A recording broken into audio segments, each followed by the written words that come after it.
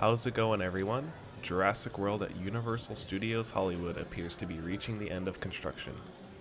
There were so many construction workers on site during this visit, and it seems like Universal is trying really hard to get this open on time and with quality. Over at the new bar stand, they've started on the brown rock work on the backside. They aren't even done with it, and it already looks so good. It matches the rest of the area's rocks and the cliffside with the waterfall found by the final splashdown for the ride. New signage has been added above the restaurant and gift shop. The park will be reusing the previous names for the locations: Jurassic Cafe for the restaurant and Jurassic Outfitters for the gift shop.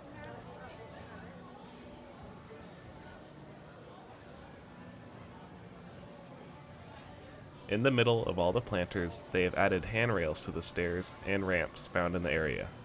This is a strange addition as the old area did not have these. I guess the walkway was sloped downwards previously for this area.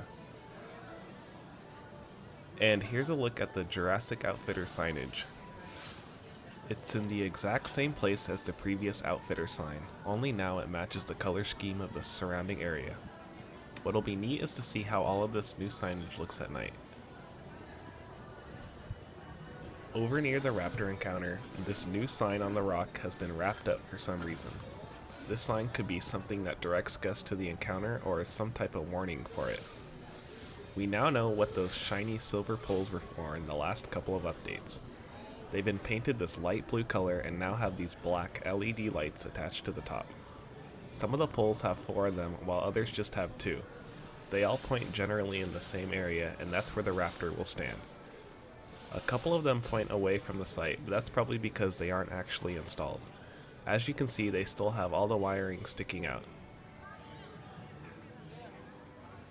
The original lighting poles that were previously green and pointed in all directions facing the area have also been painted light blue and have wires fished through them, awaiting installation of new lighting fixtures.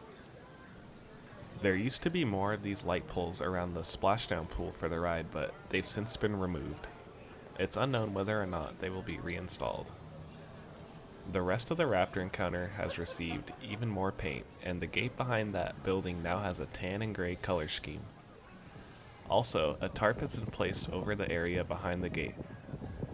Looking closely at where the raptor will stand, inside the concrete walls are rectangular holes for speakers. Universal is really going all out on this raptor encounter. It's much better than the setup they previously had where the raptor would have to walk to the guests from underneath the starway. The biggest addition is the new raptor encounter signage above the building, and that looks really good as well. Moving over to Super Nintendo World, again, since the last update, not too much going on based off what we can see from this dining area. I assume it's just more foundation work and prepping the area for when more vertical construction starts. What has changed is the extended queue for Transformers. Shade tarps have now been added above, and this confirms that it won't be an actual roof like the old extended queue. Also, walls were installed to the left of the line. If you look closely, you can see lighting fixtures on the horizontal beams within the structure. Overall, this is an interesting design they chose for the extended queue. I still think this will be used as a walkway to the sound stages behind Transformers, as they use them for Horror Night mazes like Stranger Things. Speaking of Horror Nights, construction has already started on the lower and upper lots. Here is a maze being built right next to Revenge of the Mummy. It appears they built past the black shade tarps and will probably have to extend it over to reach that area. Over towards the front of the maze, we have a glimpse at the entrance facade, which resembles a circus tent of some sorts. The last thing to look at in this construction update is the Secret Life of Pets ride on the upper lot right next to Despicable Me. More sheathing has been added to the exterior of the building, and more resemblance to a building is starting to appear. Most likely this will be themed to a street in Manhattan, New York. This then leads to the question of Universal getting rid of the current, out-of-place New York street found next to Kung Fu Panda Adventure. Also, how this ride is going to affect the future of the Walking Dead attraction. Will it continue to operate, or close to become a queue for the ride?